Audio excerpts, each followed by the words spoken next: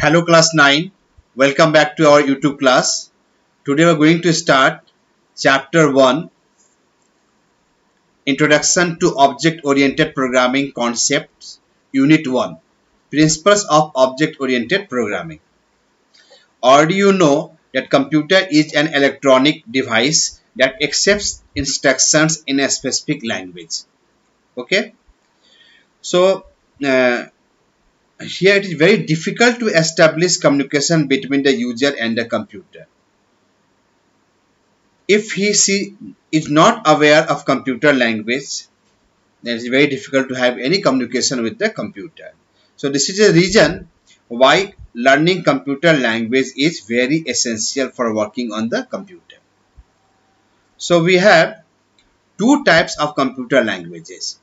The computer languages are basically categorized into two levels: low level languages and high level languages. Now what is the low level languages? The low level languages are the type of computer languages in which the computer recognizes the instructions without conversion into any other form. Without conversion from any other form. They are sort of cryptic languages which are not directly understood by the users. It is not directly understood by us. These types of languages were used in the early computers when only the experts were able to code the instructions. Okay, so the low level languages are further categorized into two types, that is the machine level language and assembly level language. Machine level language and the assembly level language. Now what is the machine level language? It is the form of computer language in which instructions are coded in terms of binary digits, that is in the forms of zeros and one, and each binary digit is called a bits. What is called a bits? This form of binary instructions is also called the machine codes or the object code. See, the program written in low level language is also called machine code or object code. Alright. The computer understands the machine codes very easily because it does not need to be transferred or converted into any other form by using any translator. The only advantage of this language is that the program executes faster. The machine code is directly operated and understood by the CPU. We do not need any translator program like compiler interpreter. Okay, so but there is a condition: the user must be aware of the internal hardware structure of the computer for coding the instructions, and so it is known as a machine dependent language. Now we have some limitations of machine level language. The user needs to remember all the instructions codes. Second, the error detection and correction is very difficult. And third, it is machine dependent language. If you write the program for one machine, it cannot execute without modification in the other machine. The second type of low level language is assembly level language. A language in which the instructions are coded in terms of mnemonics. These are called mnemonic codes, and OP codes, operation codes, is known as assembly level language. Okay, some mnemonic codes are used like add, st, hlt, ld. The mnemonics are the abbreviated form, the short forms of the instructions used for writing a program, whereas OP codes are the numeric codes of the instructions. These instructions, the instructions in assembly language are readable to some extent as compared to machine level language.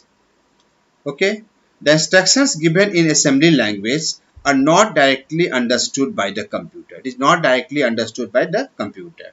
Hence, a translator is required to convert the instructions coded in the assembly level to its equivalent machine code, which is known as the assembler. Now, So we write the program in assembly level language. And by using the assembler, it is converted into machine code, that is 0 and 1. Now we have some advantage of assembly level language. Some advantages of assembly level languages. The first advantage is it is easier to write the instructions as compared to machine level language.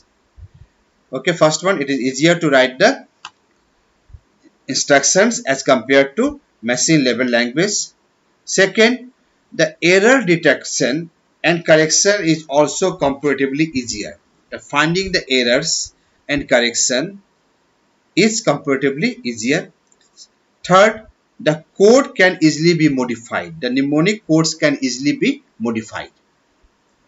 Okay, at the same time, it has some limitations. Okay, the first limitations is it is a machine dependent language, just like machine level language. It is also machine dependent language. If you write a program for one computer, may not run in another computer without modification. The users need to remember all the mnemonic codes which are used. Mnemonic codes like commands, statements, we must learn, then only we can write the programs. And third, a translator, that is called assembler, is required to convert the instructions into machine code. The second type of language is high level language. See, to overcome the disadvantages of low level language, the experts means the system developers, developed another category of languages which are referred to as the high level language, HLL. These languages allow the user to write the instructions in simple English phrases or sentences. We write the programs with the help of simple English sentence. It also uses common English words and mathematical symbols. It uses the common English words and mathematical symbols.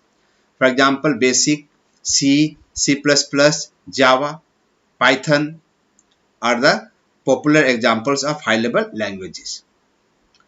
This also has some advantages. What is first advantage? It is a machine independent language. Machine independent means once you write the program for one computer, without any change, any modification, you can run the program in others' computer. Second, the instructions can be written using English words or phrases. Commands are easy, statements are easy. It is easier to understand and develop the program's logic. Very easy to develop the program, write the program. And the error detection and correction is easy. Now, at the same time, it has some disadvantages. First, it requires a translator to convert the source code. The program written in high-level language is known as source program or the source code into machine code.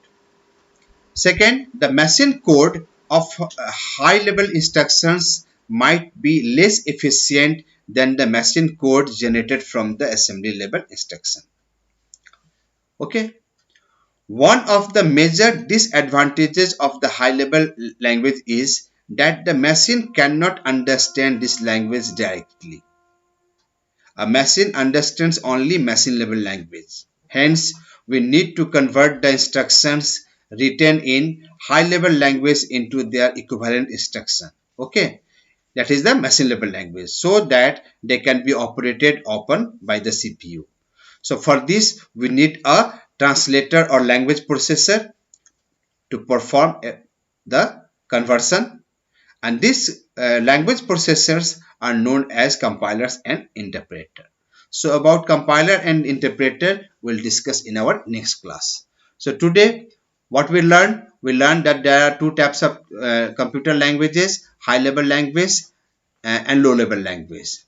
What is the low level language? The low level languages are the type of computer languages in which the computer recognizes the instructions without conversion into any other form. The low level languages are further categorized into two types: machine level language and assembly level language. What is the machine level language? It is a form of computer language in which instructions are coded in terms of binary digits, that is in the form of zeros and one. What is assembly level language?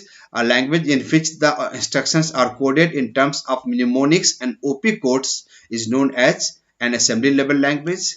And a translator is required to convert the instructions coded in the assembly level to its equivalent machine code, which is known as the assembler.